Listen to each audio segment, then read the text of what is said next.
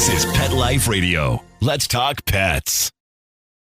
The views expressed by guests on this program do not necessarily represent the views of the host or owners of the Doggy Diva show and do not necessarily constitute endorsement of products. Medical information discussed by guests on this program are those of the guests and is only for informational purposes and should not replace medical advice by your local veterinarian professional. Hi, this is Susan Marie from the Doggy Diva show. This week, how to be the best pet sitter, dealing with canine influenza, and popular cozy mystery author Sparkle Abbey's encore. That's what's on our show this week, so let's get to it. Hey, did you hear that? What is that? It's the bark heard round the world.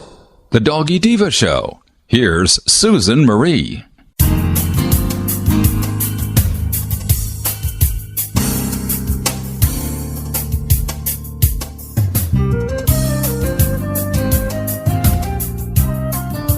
Hi, welcome to the Doggy Diva show, the show for animal lovers.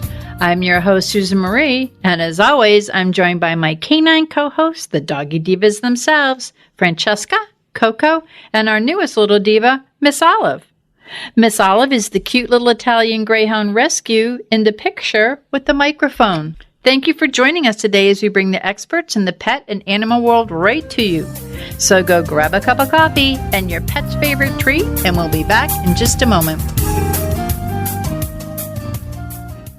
Tired of wasting money on giant bags, boxes, and jugs of litter that don't last? Switch to World's Best Cat Litter, the only litter that lets you use less and get more. World's Best Cat Litter uses the concentrated power of corn to deliver outstanding odor control and easy cleanup. It's lightweight, 99% dust-free, and pet, people, and planet friendly. It's even flushable. Make the switch to World's Best Cat Litter and save $2. Visit www.saveonworldsbest.com. Let's Talk Pets on PetLifeRadio.com.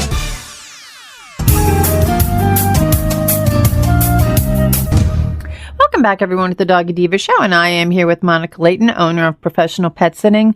Hey, Monica, people are always asking, coincidentally, about pet sitters and what, to find a good pet sitter, somebody wants to be a pet sitter. What can you recommend? Because when we lived in Venice, your team was our pet sitter. So tell us about that. Yeah, so we're actually celebrating National Professional Pet Sitters Week this week. It's March 4th through the 10th. And what that kind of, not only just appreciation for the pet sitter, but what I like about this week is there's a lot of education that comes out for the pet owners. And I think that is so important. I think finding the right pet sitter and making sure that relationship works is so vital because your pet sitters are going to take care of two of the most important things in your life, your pet and your house. That person's going to be, in your home, taking care of your babies. So you want to make sure it's a great fit. I always recommend to everybody, make sure you hire a professional. Nothing against the kid down the road, that's trying to make some money. I'm sure they're extremely trustworthy. However, I always recommend you look for somebody who's licensed, who's bonded, who's insured. Somebody forgets to lock a door or, a dog pulls out of a leash. Just simple things like that your pet sitter is going to know to watch for. But somebody who doesn't do that on a regular basis is not going to see. It's not going to see coming. And that's unfortunately how accidents can happen. A professional pet sitter going into your home who is bonded and insured, if a door somehow forgets to be locked, their insurance covers it. If you have a flood, if water is left on, anything like that, that's all something that's covered. So definitely hire a professional. The other thing I always say is references. Check the references. And also I always ask if the sitter is a single sitter, meaning they don't have a staff or multiple people on staff. Ask them what their policy is about backups. If that person were to become ill, do they have a spouse or husband that covers for them? How that works. If you have a company that has multiple pet sitters, then you have, backup that way. However, if it's a single person, not that they probably don't have something, set up, but you always want to make sure. So always, know to ask those questions. Also, if you're leaving, for example, those of us here in Florida and, of course, certain other states have hurricane season. They have weather issues. If you're leaving during hurricane season, what happens to the pet if they have storms? Find out from your pet sitter what their policies are in regards to that. Are they going to continue going to the home? Are they going to want to transfer the pet? What about your house during that case? Can you count on them to, help you with the house and all, or is that something that you need to prepare for yourself? I always recommend that you talk to your veterinarian before you travel. A lot of pet sitters are more than happy to take, your pet to the veterinarian, but I would talk to the veterinarian, ask them, is that pet sitter going to need to provide payment for the services for your pet right then and there? Is that something that your veterinarian can bill you for whenever you get back? All important things to know when you're getting ready to travel. I always tell everybody to have a very close emergency backup with a key if possible. For example, if you have a certain door in the house that tends to automatically lock, things of that nature, always tell your pet sitter. And that way, for some reason, if the pet sitter does get locked out, then they have a contact, that is close so they can get a backup key. Also, if there's any idiosyncrasies with the pet, the more information you give your pet sitter, the easier the care and the transition is going to be on the pet sitter and your pet. So if your pet likes to walk a certain direction, maybe when you go on your walk, if you decide to change it up and go the other way, maybe they stop halfway through and refuse to walk home. And I've had that happen multiple times. You know what I mean? Let them know the route you usually go on. Let them know your pet's routine. Maybe they won't go in their crate until they have a certain toy. Or maybe, their routine is, feed, walk, then go out again, to have the pet relieve themselves. If the pet's got a routine going, definitely let them know what it is. That way, the only thing that's changing is the fact that it's a new person and not a change in the schedule as well. And once you use a pet sitter a couple of times, I always recommend staying with the same pet sitter. I know for my company, even though we have multiple staff members, we always keep that account with the same person. That way, after a couple of visits, your pet's acclimated to that person. They know them. They feel comfortable. That way, when you travel, it's just a normal routine. They know, oh, Miss Monica's here to take care of me till mom comes back. And they know mom will come back and then it's all good. Anything that, you can do to alleviate the stress of you traveling. One, you're not worrying about your house and your pet.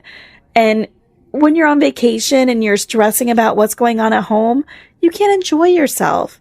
So always, just go with the right fit. Go with your gut. I tell people, don't be afraid to ask for a different sitter if you're not feeling that relationship or you're not, feeling a connection.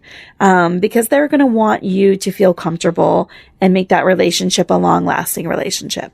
Well, I think that's so important, having been a pet parent who's had pet sitters for most of, for probably over 20 years now.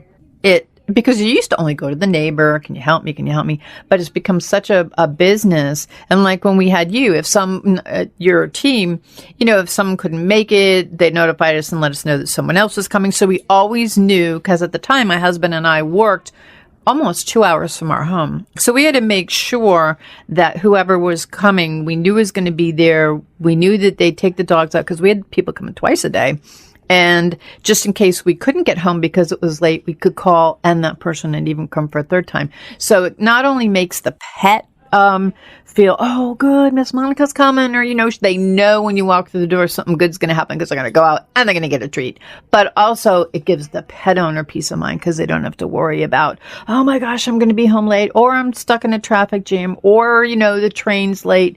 Anything like that, it takes that pressure away from the pet owner. It relieves the stress for the pet itself, because they know who's going to come in, because it's either mommy or daddy or Aunt Monica. Or whoever it may be. But I got to tell you, Monica, this is great information. This is a great week. Anyone who has any, you have a website. Why don't you go out your website? We have it all the time, but get out so that people can look for pet sitting questions. Yes, our website is www.propetsitting.net. And I also recommend that if you're looking for a pet sitter, you can go online anywhere to www.petsitters.org, which is the National Association for Professional Pet Sitters. You can enter your zip code into their zip code locator, and it'll give you a listing of licensed, bonded, and insured pet sitters in your area. Of which you were the president, weren't you? Yes, I was. So it's very important. Professional pet sitting, it's a career, and it's a very, very important one, especially when you're a pet parent like me. So I thank you very much, Monica. This is great information. Thank you. Have a great week. Coming up, what you need to know about canine influenza. Stay with us. Does your dog itch, scratch, stink, or shed like crazy? Come to Dynavite for help. Order a 90-day supply of Dynavite. Pick up 2 bottles of Lico Chops, get the 3rd bottle free.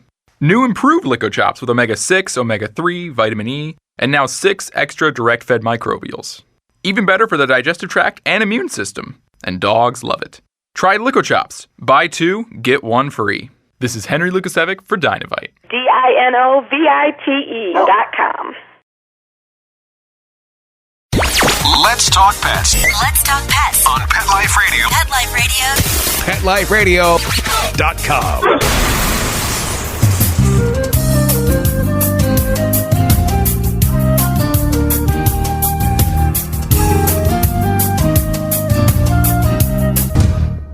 Welcome back, everyone, and we're here with Dr. Michael Reinhart from Jacaranda Animal Hospital. Hey, Dr. Reinhart, welcome back. And it's good to see you again. We have so much to talk about, but we're just definitely going to have to limit it today. Right. And I have to ask you about something. Canine influenza, it seems to be at epic levels. Can you just tell us a little about what's going on with that? Yeah, we need to be a little concerned. This is an emerging disease that's kind of been around for a while. We had influenza quite some time ago, and it was basically from a horse respiratory virus. You got plenty of horse respiratory viruses. But then probably, I'm bad with time, probably about 2 years ago, it hit Chicago and Atlanta, and the media went nuts about these millions of thousands of dogs that came down with this problem. And I thought, they're really making a lot of noise out of this upper respiratory problem. And then Zoetis, Pfizer, came and talked to us and explained to us that it's different now. What we just had a problem with in Chicago and Atlanta is a completely different virus that came from Asia, from birds. Hello, bird flu. Okay, and highly, highly, highly contagious. And the problem with these dogs was they can't breathe, and they wind up in oxygen cages, pretty expensive and everything else. I mean, there are really 2 viruses. One's a H3N8, and the new one is a H3N2, and that's the one we're kind of concerned about. We have vaccines now for both of these, and it's highly, highly, highly indicated to get your dog vaccinated for it, especially if he goes to a groomer or you go to dog parks and stuff like that, because this is a pretty bad disease. University of Florida was talking to us about the fact that they feel that 20% of the dogs that get this wind up with serious lung disease, and they develop a severe pneumonia. And I just had a dog that came from a corporation that we find homes for these dogs that wound up with this disease, had serious hemorrhagic pneumonia, really serious problem. I thought we were going to lose this dog, and I just talked to the lady, and the dog's fine now, but highly contagious. At our office, because of the contagibility of this, we no longer allow coughing dogs to come into the office. I have to see them in the car. Just like when Parvo was out vomiting diarrhea, we saw him in the car so that we don't contaminate the office, because if my office is contaminated, it's closed down for a day to disinfect the entire office. So it's highly contagious. There is a vaccine. Highly recommended to do it. Now, what are the symptoms? What would someone look for if their dog were to have this? Well, the issue is basically coughing, sneezing, and obviously difficulty in breathing.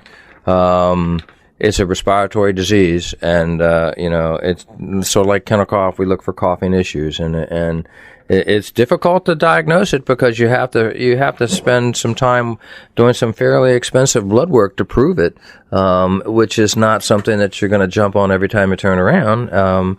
And can you just assume that the dog's coughing has got influenza? No, you really can't do that. There's kennel cough, there's all kinds of stuff. But the diagnostic thing, if it was a relatively inexpensive thing that could be done in-house, that's fine, but it's not.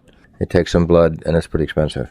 So your recommendation would be for the listeners who may feel that this isn't important. They're in an area where it's affected, and it sounds like it's pretty much all over the country right now, and that they should speak to their veterinarian about getting the vaccine. Now, are there side effects of this vaccine? It's a relatively new vaccine, and I've been pushing for this vaccine probably for 2 years. I really never had any major problems with it. We were, and I still am kind of, instead of giving it with the whole package of vaccines I give with everybody else because it's a new vaccine, I'll tell the clients that we'll go ahead and vaccinate for these other vaccines and then wait about 5 days and come back and do that.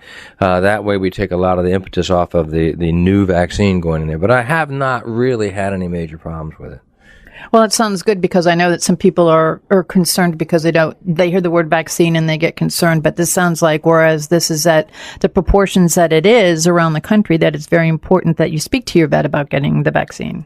Yeah, I mean, it's when parvo came out, the mortality was really high. I mean, I would say back in the 80s when I was dealing with parvo, probably 75 to 80% of the dogs that I saw that had parvo died.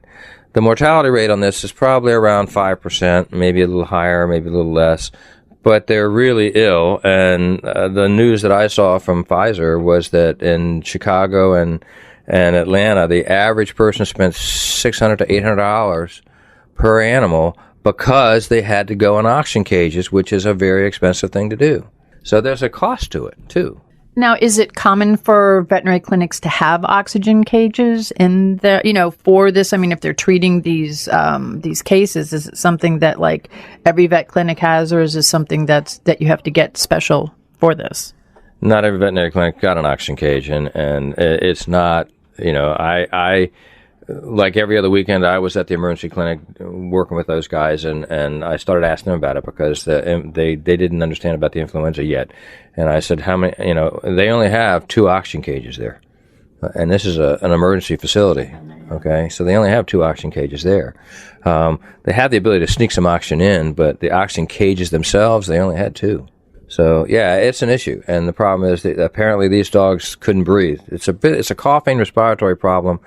And the biggest problem is a secondary pneumonia that you get after the fact. But it's an issue, and it's like, it's like trying to deal with dogs that I know are going to have an orthopedic problem. I know they're going to have a hip issue. I've got these really great things that have come out lately that we can do right now, okay? And clients, well, I'm going to wait for him to start. And my point is, why are you going to wait for him to be lame? Why are you going to start to have the pain and the problem that you don't need to have if you can do something ahead of time to stop it from happening? So why are you going to wait for him to have a respiratory problem when you can give him the vaccine? As always, you're bringing us great information, and this is very, very pertinent and very time-sensitive because I think that it's getting, as I said, to epic proportions. So I felt it was really important that the listeners hear from you as to what is out there, what to look for, and what to speak to their vets about. So, as always, I thank you. And I thank you, and it was lovely seeing you today. Great seeing you, too. We'll be talking to you again next month. Thanks. Hi, Doggy Diva Show listeners. Susan Marie here to take just a half a minute to let you know how much we appreciate your being with us every week to hear great dog tips you can use with your pet, some great stories about rescues, fostering, and some heartwarming stories about second chances for pets who are now in loving forever homes. Be sure to go to our website, thedoggydiva.com, to see pictures of Miss Olive and other dogs we talk about on the show and get to know us a little better. That's thedoggydiva.com, DOGGY. We appreciate your feedback, too. Okay, let's get back to the show. Coming up, Sparkle Abbey authors are back. Stay with us. Molly, here's your dinner. Zeus, that's not your food. Don't let that happen to your precious cat. Elevate your cat's eating experience with the Cat Tree Tray. The Cat Tree Tray keeps your cat's food off the floor and conveniently located on the cat tree. It's the perfect way to eat. It's a beautiful wrought iron tray that easily attaches to your cat tree and keeps dogs and other critters out of your cat's dish. A must for multi-pet households. There's a 6-inch tray for large bowls and a 4-inch tray for smaller bowls. Purchase your cat tree tray today. Go right now to cattreetray.com. That's cattreetray.com. CATTREETRAY.com.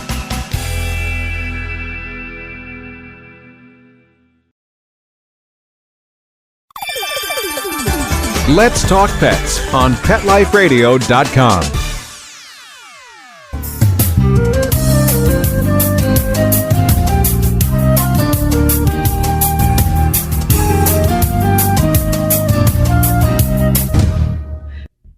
Welcome back, everyone. A number of our listeners who read the feature of Sparkle Abbey's Barking with the Stars, a great cozy pet mystery, as one of Miss Olive's favorite things in the recent issue of Suncoast Pet Magazine, had asked about the interview that we had done with the authors earlier in the year. So for the benefit of those who may have missed it, we have an encore performance of that interview today. Enjoy! We are so happy to have back with us today best-selling author Sparkle Abbey. Sparkle Abbey is the pseudonym of two best-selling mystery authors, Mary Lee Woods and Anita Carter. Mary Lee and Anita write the best-selling Pampered Pet Mystery series about two amateur sleuths, one a pet therapist and the other a pet boutique owner, who join forces, well, kind of, to solve mysteries and secrets in the posh Laguna Beach. From the first best-selling book in their Pampered Pet Mystery series, Desperate House Dogs, to their most recent, Barking with the Stars, Miss Olive and I are loyal followers of this dynamic duo. And we want to welcome back to the show Mary Lee Woods and Anita Carter, also known as Sparkle Abbey. Welcome back. Thank you. Thank you. We're excited to be with you. Well, last time we spoke, I learned all about glamping, of course, from Raiders of the Lost Ark. And today we're going to talk about lights, camera, action, about Barking with the Stars. Your most recent, it's your 9th book. It is. Hard to believe. I know, but Miss Olive and I are thrilled because we are your Pampered Pets followers, I think, or maybe groupies. I'm not sure which. But one of the interesting things that people probably ask is, how did you come up with the name Sparkle Abbey? So when we started out writing together, we just sort of assumed that we would have our own names on the books. And our publisher said, "Oh, that's really hard for people to remember two names." So go ahead. So we tried out some different names. Mary Lee Woods, Anita Carter. Carter Woods sounded maybe a little too serious for what we write. And finally landed on the idea of combining our pet names. So Sparkle is my cat, and Abby is my dog. Now, that is ingenious. And, of course, those are your two rescue pets, too, which make it even more special.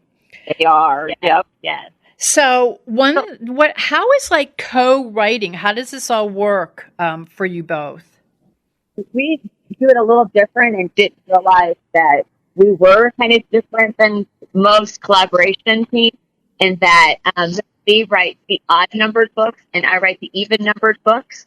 And then we collaborate on plotting and on critiquing and editing. We share the same setting, share the same secondary characters, but we definitely have different protagonists. So Mary Lee has Carol and I have Mel. Now, can you tell us a little about the protagonists in here? Because I love them, and they're very, very different. But there's a unique sort of tie to the both of them. There is. So they are cousins.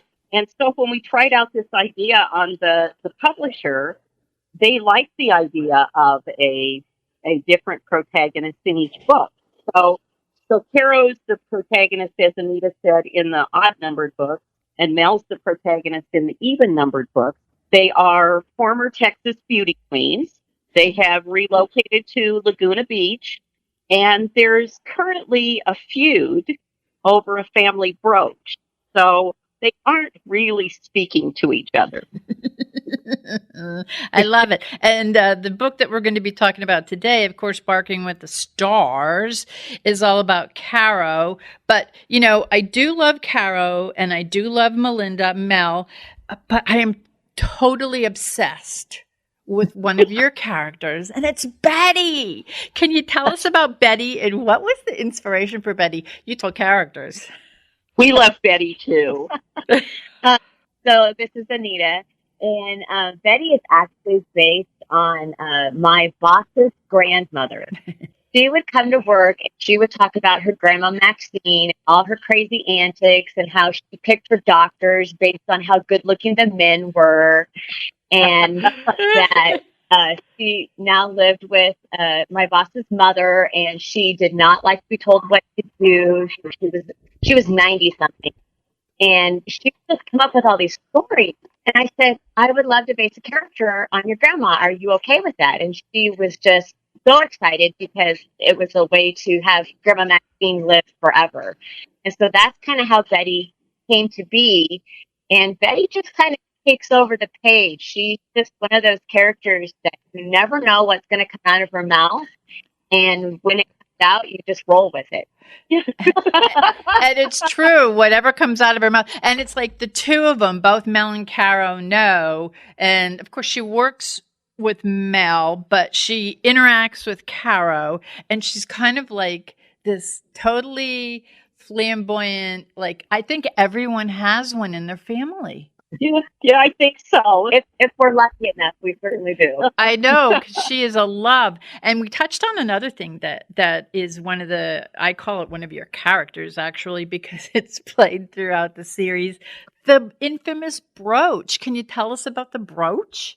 So the brooch is a family brooch that Caro and Melinda's grandmother left to her favorite granddaughter. And they both believe that they're the one. And so they steal the brooch from each other. And it's evolved to, like you said, sort of being a character in the story. It is. It's like you wonder what's going to happen with the brooch. And it sort of plays its way through the book as like this little extra character. And you're like going, okay, well, where's it going to end up now? So I love the brooch. And, your characters in your books are all, as we talk about Betty, are all very colorful and they're so lively and you just want to hang out with them. But I have to tell you, with Barking with the Stars, and I love the little, your little doggy on the front here, your little Chinese crested. Oh my gosh. And, but you take kind of like the colorful character to another level because the two of the characters in this that are kind of like main characters are Purple and Lavender. Can you tell us about Purple and Lavender, which are kind of like the stars of Barking with the Stars? They are. Purple is infamous in that she's a performer who you never see her face. And I love that. So she wears this wig. But her dog, Lavender, also is in character and has, it's a Lhasa Apso, so you don't see the face, and is very much a part of her performance and her sort of star persona, and that plays a big part in the mystery. Oh yeah, and I always picture what your characters look like because you're very good with describing what your characters are. And like I said, Olive and I sit there and we want to hang out with them. But this one, you have like a star-studded event. And I sort of pictured in my mind all these people that are coming there. And but let's first let everyone know, because I think we all want to live there. Where is Laguna Beach? Because there's a special thing about Laguna Beach.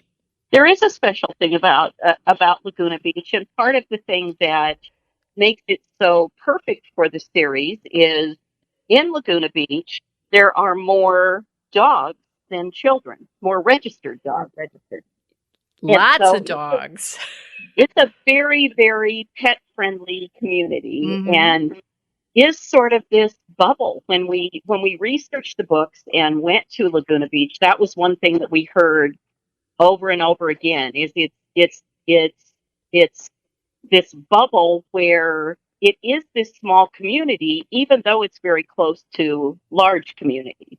And as we talk about this, and I just want to have everyone know, can you let everyone know where you are from? Oh, we're from Iowa. So you're like living in Laguna Beach, like we're all living in Laguna Beach. Yeah, we're wishing we were near a beach. Oh, and I'd love to live there because it's such a pet-friendly place. Now, in this book, and in all your books, you kind of talk about different themes for, whether it be rescue or whatever is going on. But this one, you have like a kind of like a service dog veteran theme. Can you tell us a little bit about that? Yes. So this one does have a theme with warrior. The Warriors for the Paws is the fictional rescue group in the book that uses rescue pets to work with veterans that have PTSD. And so that was a very interesting research part of the book. It's been a very successful program for veterans that are suffering from the effects of PTSD to have these therapy dogs. And so that became a part of the theme for the star-studded event for the Barking with the Stars. And I think for us that was extremely close to our hearts because we're married to veterans. Oh. And Mary Lee's husband is a Marine, and my husband is from retired Army. And so they kind of talked about that and the people that they know. And so that really was something that we latched onto and we're really excited to learn more about. Yeah, I find, and thank your husbands for their service because I have military in my family, and I know that the way you spoke about it and the way, actually, the whole theme of the event is built around it, the way it's all tied in. Of course, there's the little stories that come off on the side there that always keep you going. I mean, I read your books and I can't put it down. It's not only a fun read, it's interesting, and there's that mystery in it. So it's great for the pet lovers because, of course, there's this wonderful town with all of these animals and these two women who have these jobs that are to die for little pet jobs. But also, it's good for the mystery lover because you have such a great mystery theme going throughout the book. Actually, there's like sometimes a couple of themes that are going on throughout the book.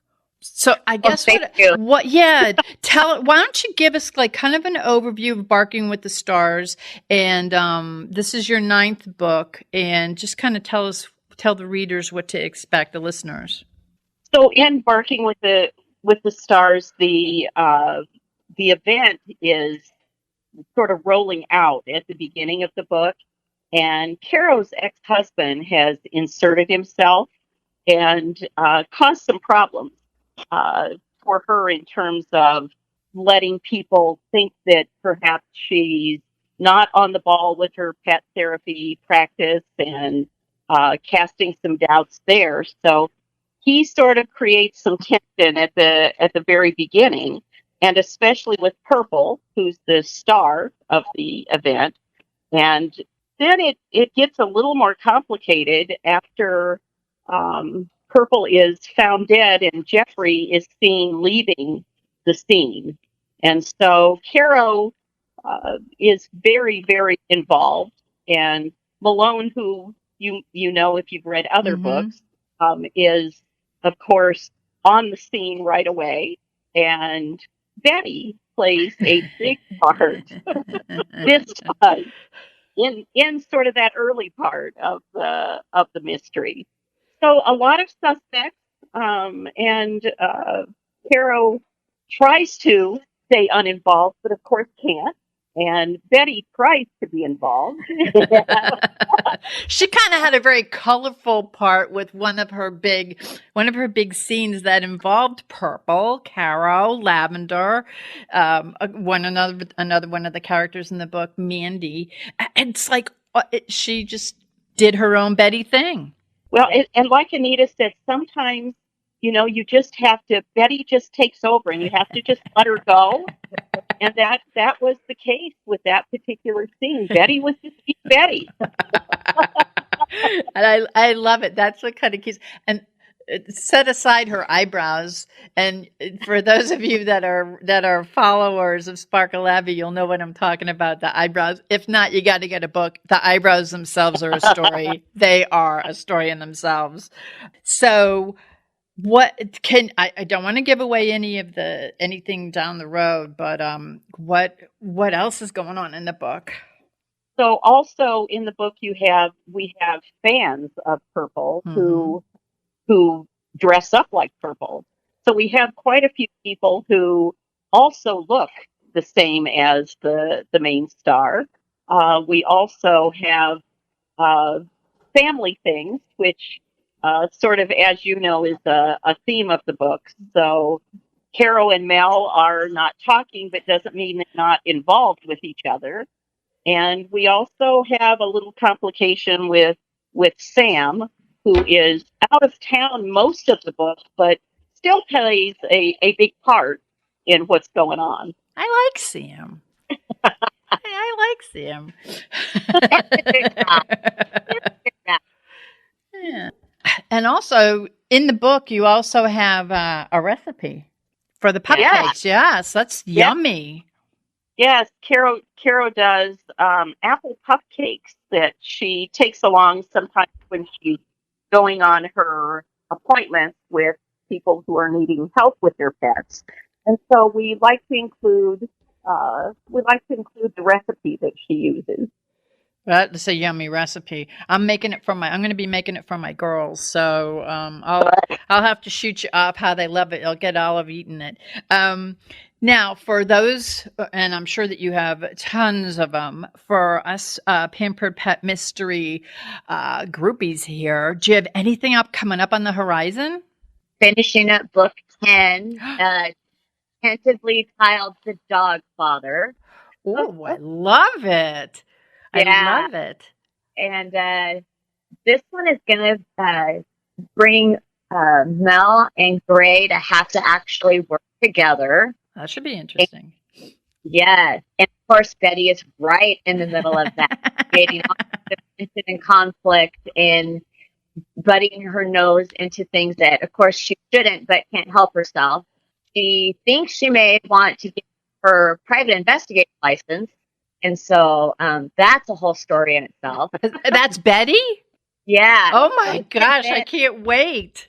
Yeah, she's convinced she would make a really good PI. Oh, yeah. Yeah, and she'd be so inconspicuous. Exactly. I love it. I can't wait. When is there like an estimated date that's coming out? Next year, hopefully. Yep. Oh, good. We'll have to have you back on to talk about that. Now, for the listeners who I'm sure are intrigued by all of these wonderful characters that we're talking about and the books, of course, that we love, can you just tell us, because this is the 9th book, can you give the names, give the titles of your other books? Sure. So the first book was Desperate House Dogs. And then Get Fluffy. And then Kitty Kitty Bang Bang. Book 4's Gift Talk. And then 50 Shades of Greyhound. Love it. The Girl with the Dachshund Tattoo. And then Downtown Tabby. And then Raiders of the Lost Ark. And then finally, Barking with the Stars is the latest. And, I love your theme because it all has a little takeoff and they're very catchy and they're easy to remember. And I know because I have your books like stacked in my little bookcase. And as people come to visit and they peruse through my library to borrow things, they are like reading the titles and they love them. It's like so they're catchy, adorable, and you guys deliver the product wonderfully. Well, thank you. And I have to thank you. I have to thank you for sharing such pet-friendly mysteries because we love them.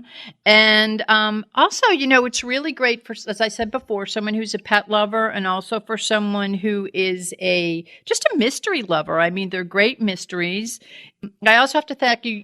You have issues running through there that are current, that are even when Caro had the problem because Jeffrey had done something and it affected her ratings, her reviews. That's a current situation that's going on. I know that it was just on the news here about one of people being able to put in reviews for people that maybe not be 100% good. So I mean that touches on that there. Poor Caro. I'll give her a good review. I wish she was here. I'd have her be one of my pet therapists. So thank you for doing that. But also, where can the listeners go to learn more about you, to learn more about all your books, to find where they can purchase Barking with the Stars and all of your other books? So all of the information is available on our website, which is just sparkleabbey.com. Perfect. And I want to thank you again, and I can't wait to have you on again so that we could talk about, did you say the dog father? Yes. I can't wait. I already have in my head how it's all going to be played out. So thank you so much, and please, everyone, get Barking with the Stars. It's a must-read for pet lovers and mystery lovers. I know you're going to love it, and the cover, again, as always, you ladies outdo yourselves with the covers. The cover art is absolutely beautiful. So we're always a little surprised by it. The publisher does just a great job of capturing the feel. Yes, it's beautiful. And, as I said, Miss Olive and I are total groupies. And Miss Olive loves it so much, she is going to have it as one of her favorite things in the January-February issue of Suncoast Pet Magazine. So that's wonderful. Yes, we love it. So, well, I thank you both very much. Thank you, Mary Lee. Thank you, Anita. And, can you just, for the readers who may not know how to spell, can you just spell out your website so that everyone knows about Sparkle Abbey? Absolutely. Sparkle, Sparkle, and Abbey, Abbey. Perfect. So sparkleabbey.com. And when you go there, you won't be let down. You would love it. So, well, again, thank you very much. Thank you. You too. We would like to thank our guests this week. And also, as our Doggy Divas always say, please love your pets because they love you unconditionally. And please remember to adopt, foster, spay, neuter, and microchip. And as always, please have a great Diva week, everyone. That's all for this episode of the Doggy Diva Show. To find out more, go to our website, thedoggydiva.com. Also, find us on our Facebook page, The Doggy Diva Show, and tell your fellow dog lovers about it. Don't miss Susan Marie, Miss Olive, and the Doggy Divas right here for the next episode. See you again soon.